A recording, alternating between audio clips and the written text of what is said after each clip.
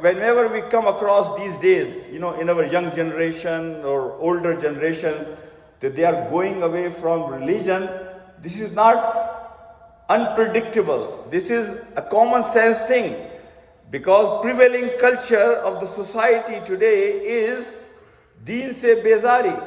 They have nothing to do with religion. And you will be surprised if you do the analysis. 70 to 80% of the people from their heart in today's world, they don't believe in religion. So religion comes to tell us that you have to think about the final destiny. And that destiny is that when you will stand in front of Allah subhanahu wa ta'ala after this life.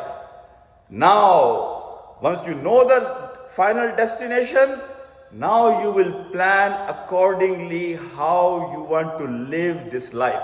Our deen, the basic thing our deen does is to have a right mindset. Once you have the right mindset, every branch which will come from that mindset will take you towards your final destination. Whatever dua he has taught us throughout the history of 23 years of his prophethood, you will see that he will always bring attention of Sahaba towards Akhirah. Prophet is trying to give us that a mindset which is detached from this dunya, is attached with Akhirah. The very unfortunate thing has happened with us as a Muslim, that we were not introduced with this religion, with this right definition, the right purpose, the right introduction of this deen. Brothers and sisters, we were supposed to be taught from the very beginning, like we teach our kids today, that you have to become a doctor, you have to become an engineer, you have to become a millionaire, you have to have a good house, you have to have a good car, you have to have a good living in this dunya. Same way, we were supposed to be taught that your beautiful destination is Jannah. We should have introduced, our generation with Akhirah with this positive definition. We introduce Akhirah with such a dark message. Allah will put you in hellfire. You should avoid punishment of Allah subhanahu wa ta'ala. Grave is nothing but home of snakes, home of worms, dark room. You will go 6 feet under that. Message of Akhirah is nothing but fear. Nothing but to scare us. We should have introduced what Prophet ﷺ said to Sahaba, that once you go from this dunya, there is a Jannah waiting for you. And that Jannah has gardens. That Jannah has the pleasure of Allah subhanahu wa ta'ala. You will see Allah subhanahu wa ta'ala. You will meet me on Hawz Kausar.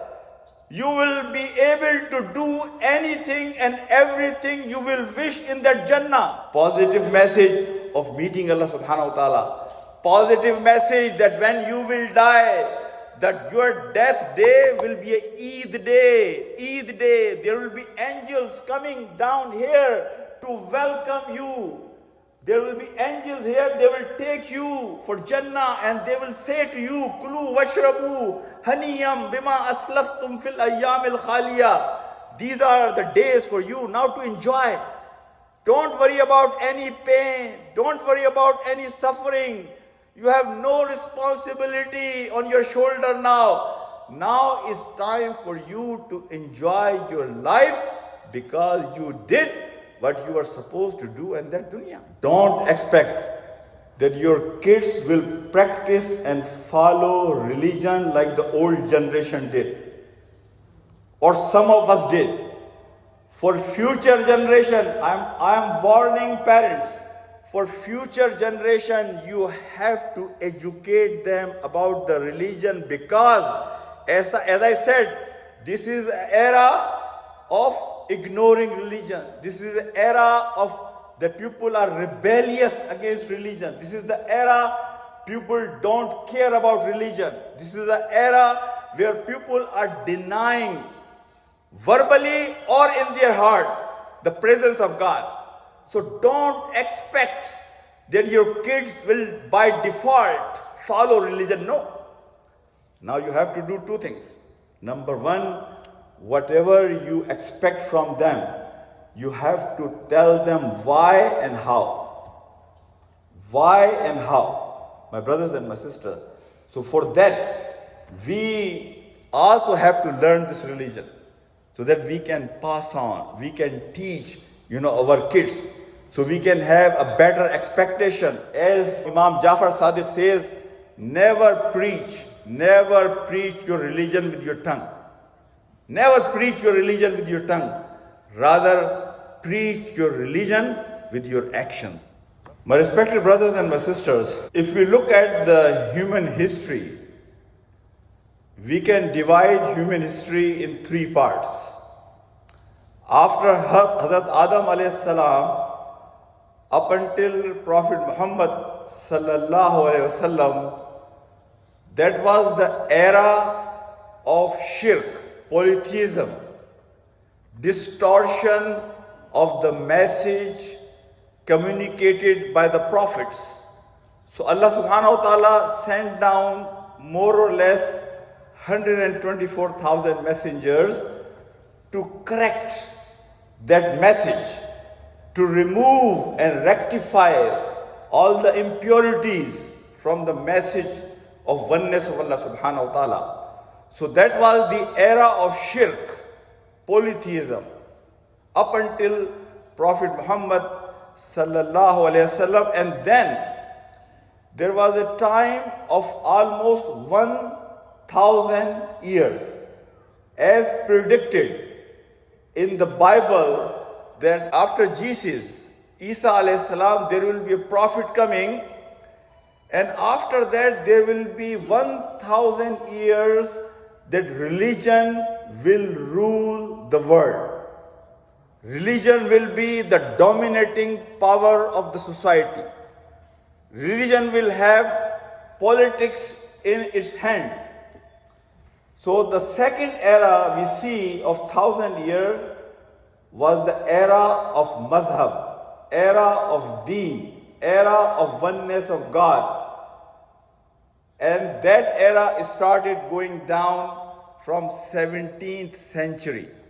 And from 17th century, a new culture started. During the time of religion, 1,000 years, people hardly have heard anything like atheism. People denying oneness of God. People are not believing in any God. In those 1,000 years, this was not the culture. But from 17th century, since the religion started going down, we see a culture where dominating force is not religion. Dominating force is atheism. Dominating force is denying presence of God. So that is the common culture that we all live in today. So whenever religion loses power, politics, government, then religion becomes irrelevant in most domains of the society. So whenever we come across these days, in our young generation or older generation, that they are going away from religion, this is not unpredictable. This is a common sense thing, because prevailing culture of the society today is deen se bezari. They have nothing to do with religion. And you will be surprised if you do the analysis. 70 to 80% of the people from their heart in today's world, they don't believe in religion. Some of them, they practice because they are submissive to their parents, because they have little bit pressure of the society and the culture. So they will come and do some rituals, but deep in their heart, They are not convinced about the religion because the surrounding around them, the overall culture around them is very much against the basic beliefs of the religion, believing in God. Then there is 15%, close to 15% people, they are rebellious. They are vocal against the religion. They will do struggle. They will say in public things against religion. So vast majority is a follower, but a passive follower, submissive, but not convinced. 15%, close to 15% are active against any religion. There is a very small portion, 4 to 5% of the people in the world today, they pursue religion as first priority of their life. Even in their own homes, if environment is against religion, they themselves are dedicated, committed that they will pursue the knowledge of Islam, knowledge of religion, any religion, knowledge of religion, and they go out of their way to explore, to learn, and to practice the religion. Look at what a small percentage we see of those committed people. There is a reason that I am bringing all these numbers in front of you, because there is a wake-up call for you and me, my brothers and my sisters. Religion comes only for two reasons. The focus of religion is not this life. Focus of religion is life after this life. Every prophet who has come in this dunya came with one message: what is going to happen once you die? Because once you set your destiny, then you will plan accordingly during your journey. So setting destiny is the most important part of the journey. So if you don't have any set destination, then of course you will be confused throughout your journey. So in any journey, even in the worldly journey, in any worldly goal, the first and the most important thing is to set your final goal, what ultimately you want to achieve. So religion comes to tell us that you have to think about the final destiny. And that destiny is that when you will stand in front of Allah subhanahu wa ta'ala after this life. Now, once you know the final destination, now you will plan accordingly how you want to live this life. And about this life, many times we get confused because we try to correct our actions and we do, what I call Mickey Mouse work. We try to treat symptoms. One symptom, second symptom, let's do this, let's do that. The basic of the religion, after giving us the final destination, is purification. Tazkiyah, pakizgi. And that tazkiyah and pakizgi of all domains of life. Your physical purity, your spiritual purity, your mental purity and ritual purity. When Deen talks about the purity of the body, we know what it means.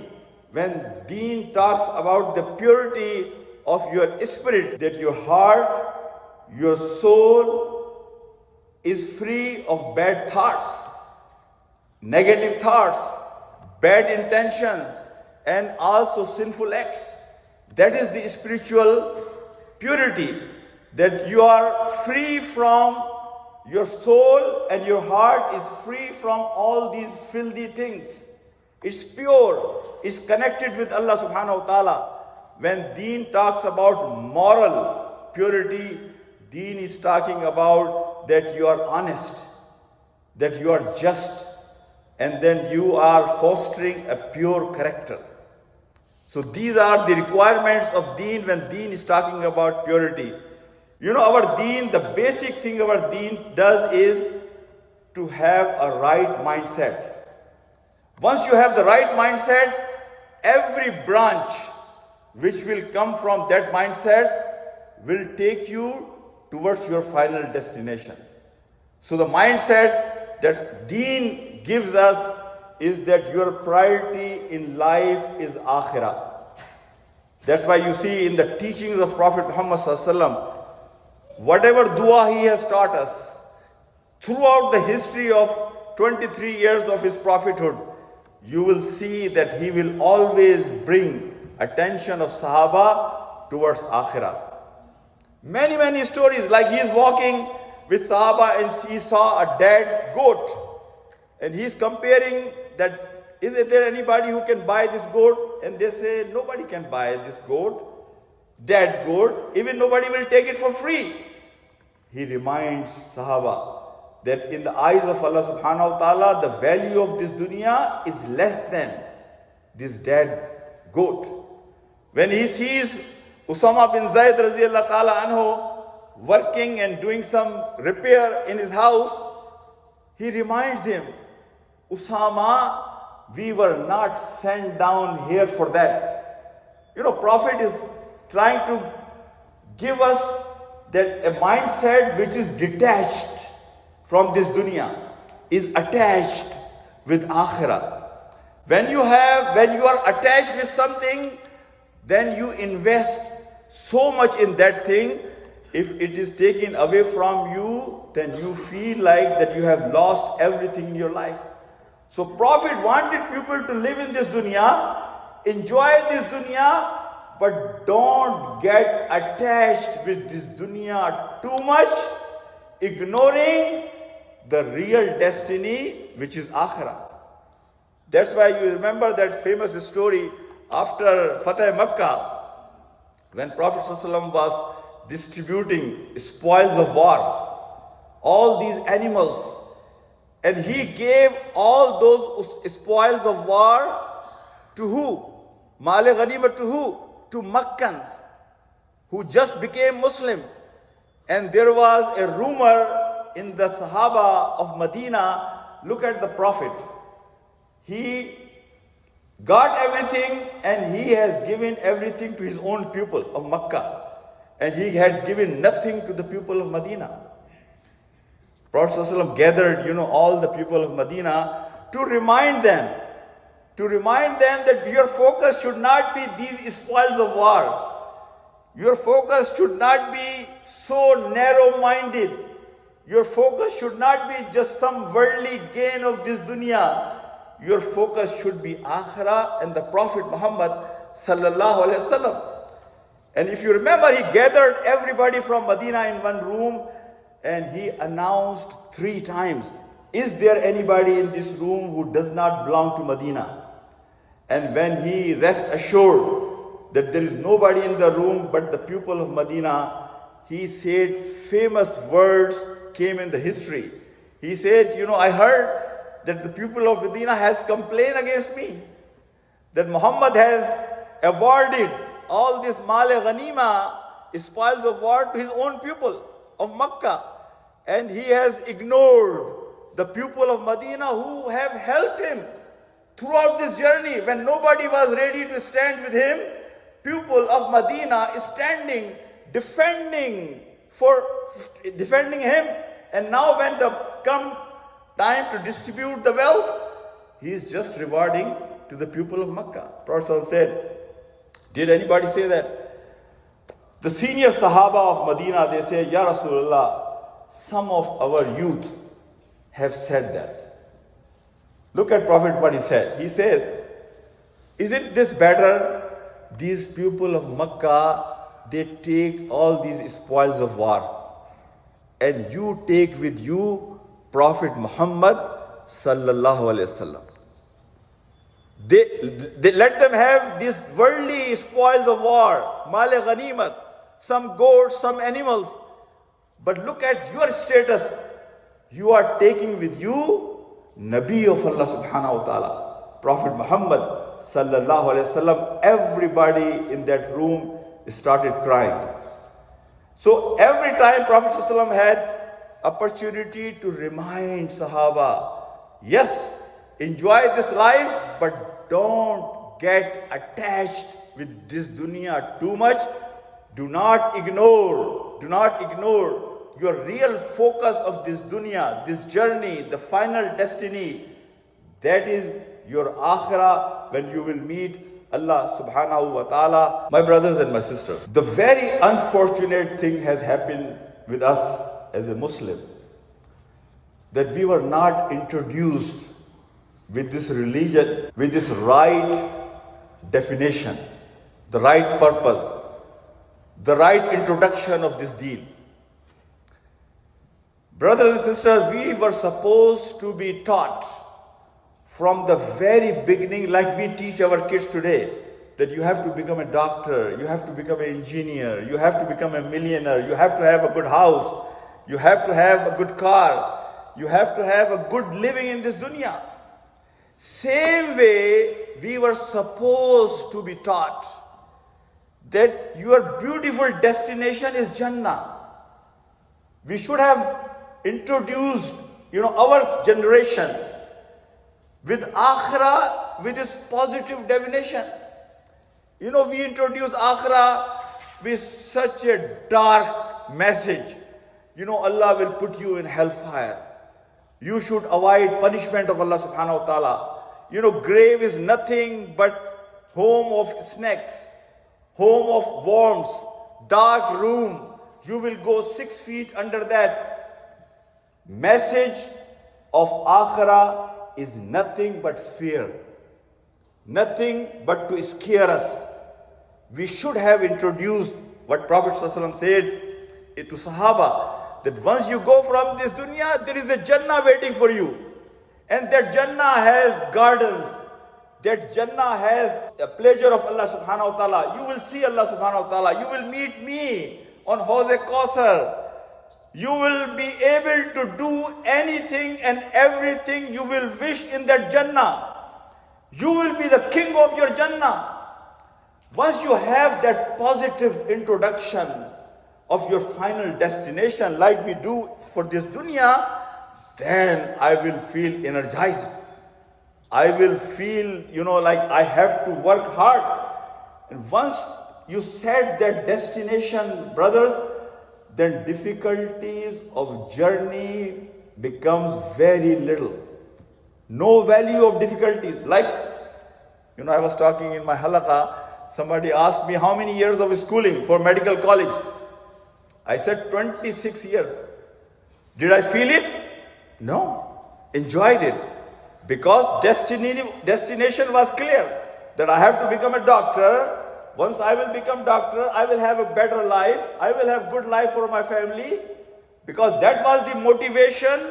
So difficulties of this journey had no value, never stopped me, never discouraged me. Rather has given me more, encouragement to go and move forward.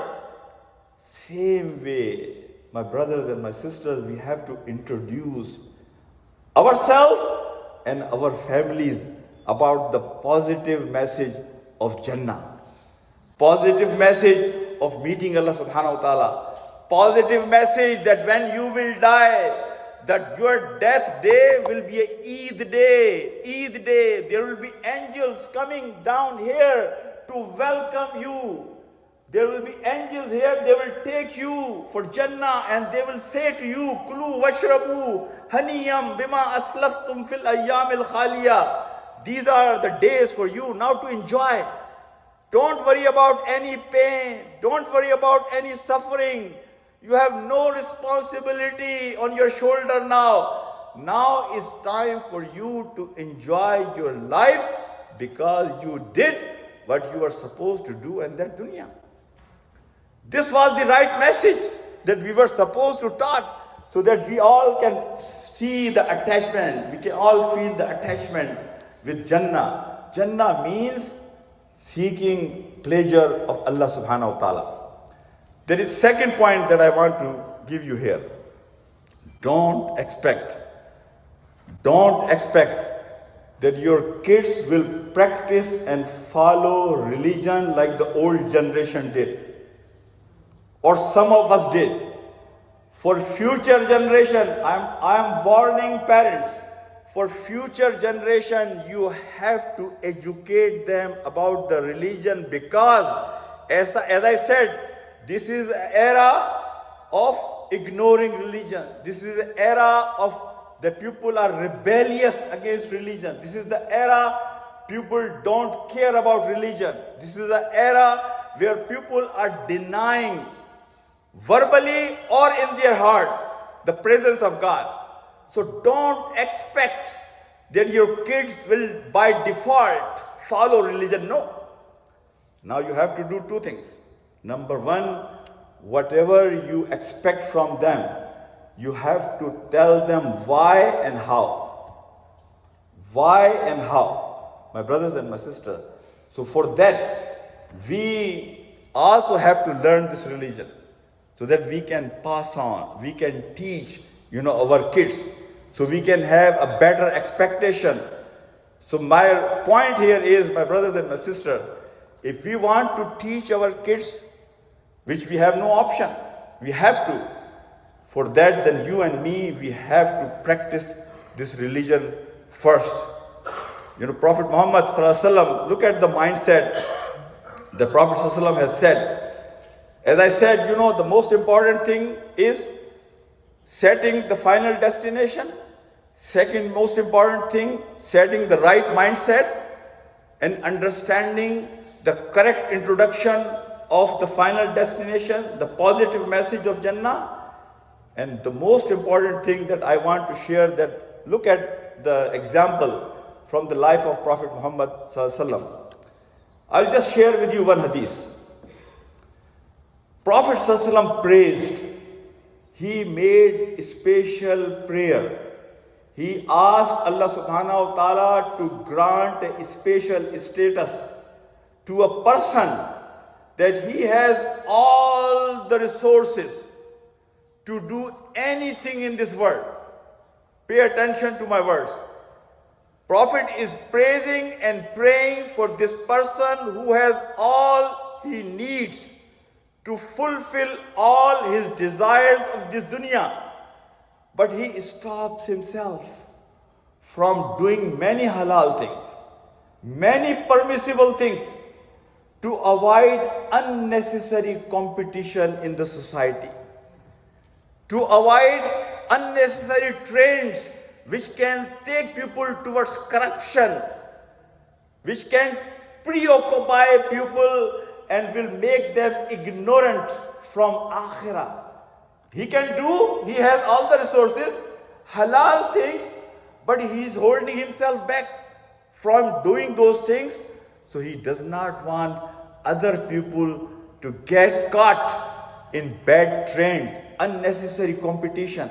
Like these days we see, marriage ceremony or any occasion at our home, we want to make sure that we have the best of the world in that occasion. And now there are people who can afford, now they will also get in this competition. And because of that, there is pressure on people, they don't have resources, now they will take loan. They will go out of their way to do corruption because they have to live in this society and they have to show their status as well. Prophet is praising such person. Prophet is making a special dua for him. Prophet is asking Allah subhanahu wa ta'ala to give him a greater status, that this is the person that he had all the resources, but he wanted to make sure that he is not the one who will start any unnecessary competition, bad trends in society. Rather, he wants people to stay focused. Our religion is want to make sure that we stay focused. That's why, if you read Quran, Surah Kahf, I have said many times to you, we read the story of Ashab Kahf, and people were asking question, how many people were those and how many years? Quran never answered those questions, because Quran wants to set a mindset, stay away from things which are not related to you. Stay focused on your final destination. In this journey of this dunya, your real purpose of this dunya is that you want to make sure that when you will stand in front of Allah subhanahu wa ta'ala, you will be successful on that day.